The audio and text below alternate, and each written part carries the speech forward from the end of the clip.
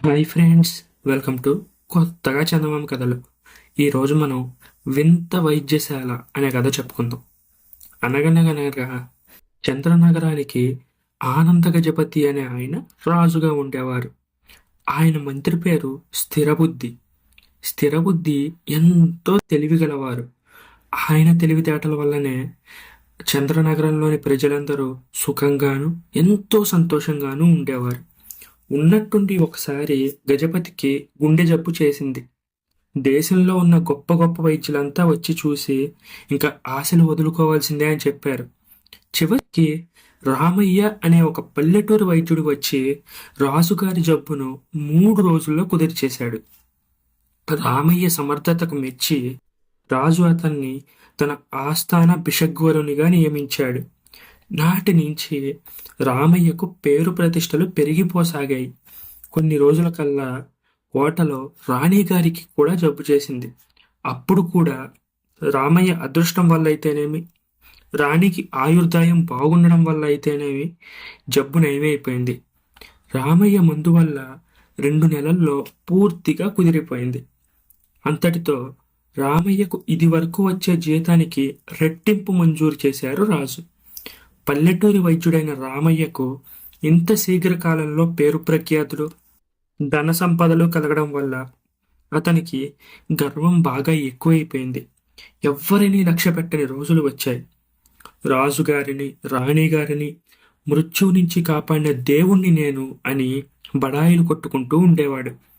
ఇదివరకు ప్రతిరోజు రాజవైద్యశాలకు వచ్చి రోగులను పరీక్ష చేసి వారికి మందులిచ్చే రామయ్య రాను రాను తనకు ఇష్టం వచ్చినప్పుడే వైద్యశాలకు వెళ్ళడం మొదలుపెట్టాడు.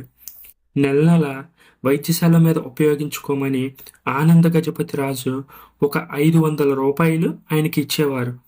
ఆ 500 రూపాయలకి మందులు కొని వాటిని వైద్యశాల రోగులకు వాడకుండా ఇంటికి వచ్చిన రోగులకిచ్చి వారి దగ్గర నుంచి డబ్బులు తీసుకోవడం మొదలుపెట్టాడు. కొంతకాలం అయ్యేసరికి వైద్యశాలలో ఉన్న రోగులందరూ రామయ్య మీద రహస్యంగా రాజుగారికి ఒక అర్జీ పెట్టుకున్నారు. అర్జీని రాజు తన మంత్రికి చూపించాడు. ఇది మొదటి తప్పిదం కాబట్టి మంత్రి కొన్నాళ్ళు చూద్దామని రామయ్య మీద ఎటువంటి చర్య తీసుకోకుండా ఊరుకున్నాడు. ఇలా కొన్ని రోజులు పోయిన తర్వాత రామయ్య తనకు వచ్చే నెల జీతం సరిపోవట్లేదని, తన వైద్యశాలలో ఇదివరకు వచ్చే రోగుల కంటే ఇప్పుడు 4 రెట్లు ఎక్కువగా రోగులు వస్తున్నారని, కాబట్టి రోగుల కోసం వినియోగించమని ఇచ్చే 500 4 రెట్లు చేస్తే తప్ప వైద్యశాల నడపడం కష్టమని దరఖాస్తు పెట్టుకున్నాడు. వైద్యశాల ఖర్చుకు డబ్బు ఎక్కువ కావాలి అని వచ్చిన దరఖాస్తు చూసి మంత్రి రాజు స్వయంగా కోపగించాడు. మంత్రి తను వైద్యశాలకు వెళ్ళి స్వయంగా అక్కడి పరిస్థితులు చూడాలని అనుకొని వారం రోజుల ముందుగానే రామయ్యకు ఈ సంగతి తెలియవరిచారు. రాజు మంత్రి రేపు వస్తారని తెలియగానే అది వరకు బహుకొద్ది రోగులే ఉన్న వైద్యశాల ఇప్పుడు ఎలానో అనేక మంది రోగులతో నిండిపోయింది. వస్తానన్న రోజున మంత్రితో సహా వచ్చి రాజుగారు వైద్యశాల ముందు గదిలో కూర్చున్నారు. మందుల ఖర్చులు, రోగుల సంఖ్యలు గల పట్టికలు తనిఖీ చేస్తూ రామయ్యను రాజుగారు గాఢమైన ప్రసంగంలో పెట్టి ఉంచారు.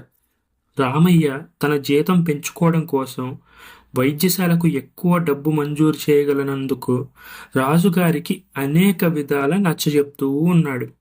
రాజుగారు రామయ్య సుదీర్ఘ సంభాషణలో ఉండడం గ్రహించి ఇదే సమయం అని మంత్రి లోపల హాలులో ఉన్న రోగుల మంచాల దగ్గరికి వెళ్ళాడు.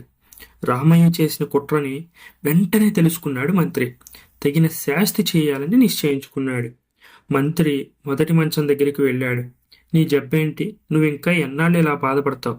నేను ఒక రామబాణం లాంటి ఔషధం ఇస్తాను, నువ్వు దాన్ని తీసుకుంటావా అని అడిగాడు రోగిని. వెంటనే రోగి అంతకన్నానా బాబు, ఇవ్వండి అని దీనంగా వేడుకున్నాడు.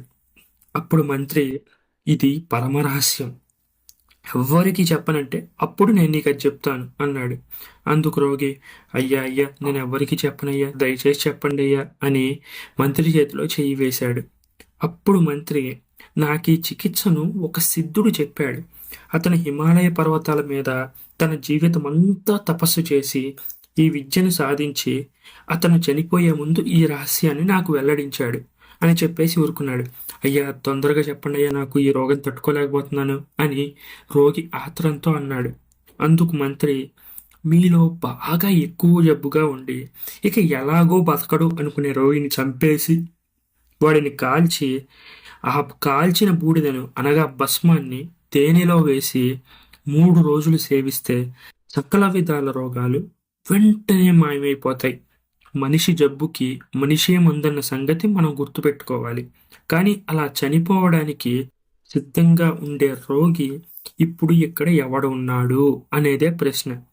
అటువంటి త్యాగిని ఎంచుకోవడానికని మీ వైద్యుడు రామయ్యే గుమ్మం దగ్గర నిలబడ్డాడు.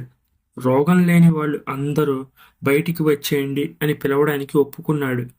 అతను అతను పిలిచినప్పుడు రాకుండా ఉండే మిగిలిన వాడిని అని మళ్ళీ ఊరుకున్నాడు మంత్రి. అందరి రోగుల దగ్గరకు వెళ్ళి మంత్రి ఇదే ప్రకారం ఉపదేశించాడు. రోగులందరూ ఆ సిద్ధుని దివ్యౌషధం పుచ్చుకోవడానికి ఇష్టపడ్డారు. అందరినీ ఒప్పించిన తర్వాత మంత్రి రాజు దగ్గర ఉన్న వైద్యుడి దగ్గరికి వచ్చాడు. రామయ్య, రాజుగారు రోగులను స్వయంగా చూడటానికి వస్తే వారితో నువ్వే ఎక్కువసేపు మాట్లాడేశావు. రోగులనందరినీ చూసి పలకరించడానికి వారికి వ్యవధి ఏది? పైగా రోగుల వద్ద ఎంతోమంది వాళ్ళ బంధువులు ఉన్నట్టున్నారు. కాలాతీతమైనది.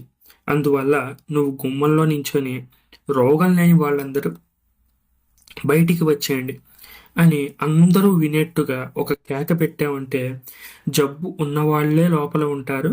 ఆ రోగుల బంధువులు, వాళ్ళ చూడటానికి వచ్చిన వాళ్ళు, లోపల ఉన్న సిబ్బంది వాళ్ళందరూ బయటికి వచ్చేస్తారు. అప్పుడు లోపల ఉన్న రోగులను చూసి నీ జీతం గురించి రాజుగారు ఆలోచిస్తారు. ఖచ్చితంగా పెంచమని నేను సిఫారసు చేస్తాను, నన్ను నమ్ము అని చెప్పాడు. మంత్రి సలహాకి వైద్యుడు సమ్మతించాడు. ఆ ప్రకారం రామయ్య జబ్బు లేని వాళ్ళందరూ బయటికి వచ్చేయండి అని అందరూ వినేట్టుగా కేక వేశాడు. కేక వినబడిన 10 నిమిషాల్లోగా లోపల ఒక్కడు కూడా లేకుండా రోగులంతా హాలు బయటికి వచ్చేశారు. అప్పుడు మంత్రి రాజుతో, ప్రభు, రోగం లేని వాళ్ళందరూ బయటికి వచ్చేశారు. మనం రోగులెవరో లోపలికి వెళ్ళి లెక్క పెడతాం అన్నాడు. రాజు, మంత్రి, వైద్యుడు హాల్లోకి వెళ్ళి చూస్తే ఏ పక్క మీద అయినా ఒక్క రోగి అయినా కంటికి కనబడితే కదా. అప్పుడు రాజుకి వైద్యుడు చేసిన మోసం అర్థమైంది. వెంటనే అతన్ని బెదిరించడం అంటే అతని తప్పుకు తగిన శిక్ష విధించి అతన్ని ఆస్థానం నుంచి తరిమేశారు. దీంతో ప్రజలందరూ ఎంతో సంతోషించారు. ఈ కథ మీకు నచ్చినట్లయితే దీన్ని లైక్ చేయండి, మీ ఫ్రెండ్స్ అందరికీ షేర్ చేయండి. అలాగే మన ఛానల్ని సబ్స్క్రైబ్ చేసుకోవడం మాత్రం అస్సలు మర్చిపోకండి. Thank you friends.